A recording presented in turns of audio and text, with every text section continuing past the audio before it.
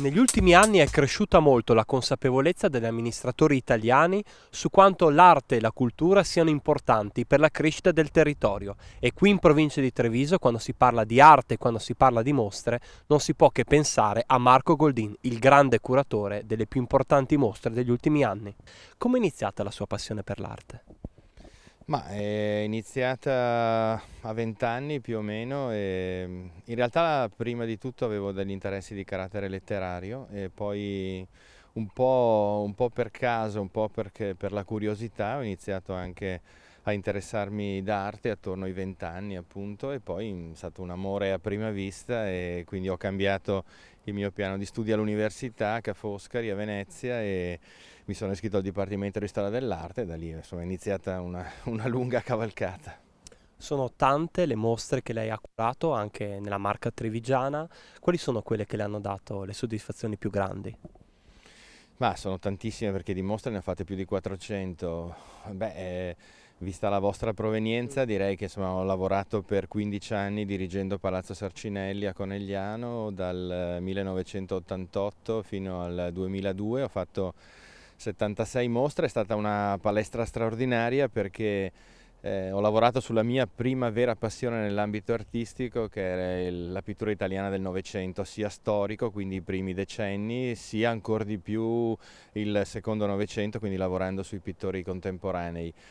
E poi, vabbè, la grande stagione delle mostre di Casa dei Carraresi a Treviso, partita nel 1998 fino al 2004, che sono le mostre che mi hanno imposto ad un pubblico anche di carattere internazionale. Insomma, abbiamo fatto oltre 2 milioni di visitatori in quelle 6 mostre che hanno fatto diventare Treviso un caso non soltanto nazionale ma anche un caso internazionale perché come ricordo sempre un po' scherzando, un po' no, sono stato invitato perfino dal Louvre a parlare del caso Treviso, ricordo era il 2001, perché tutti erano stupiti che una città di 80.000 abitanti facesse quasi più visitatori di New York e Parigi e quindi volevano capire come era successo.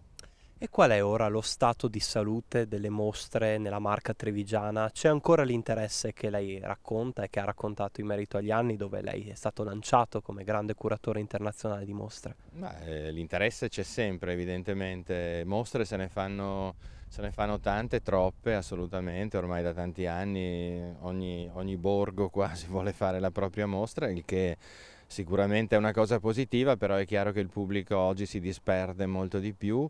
Eh, Poi il fenomeno delle mostre, che soprattutto fino a 10 anni fa era un fenomeno molto, molto forte, molto vibrante anche come risultati, oggi sicuramente non ottiene più gli stessi risultati, quindi occorre sicuramente cercare di essere fra le prime 2, 3, 4 mostre dell'anno in Italia perché altrimenti insomma, ci si disperde in rivoli e rivoletti che sono un po' piccolini.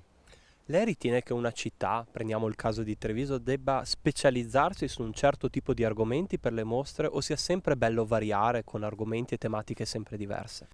Ma questo dipende naturalmente dalla politica culturale di un comune. Personalmente, insomma, non sono così favorevole a dei progetti che abbiano una loro specificità eccessiva.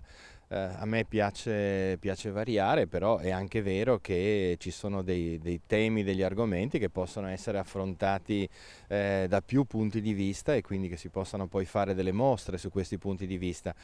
È chiaro che bisognerebbe cercare di trovare un equilibrio, un punto veramente di equilibrio fra la godibilità per la gente di una mostra e il progetto che questa mostra evoca, quindi è un po' sempre questo il motivo. Personalmente, se devo dire la mia dal punto di vista personale, siccome mi piacciono tante cose nell'arte, come curatore mi piace spaziare, ecco, io amo soprattutto l'Otto e il Novecento, ma dentro l'Otto e il Novecento, che sono due secoli immensi e infiniti, c'è veramente tantissima, tantissima materia proprio da poter studiare, da poter lavorare.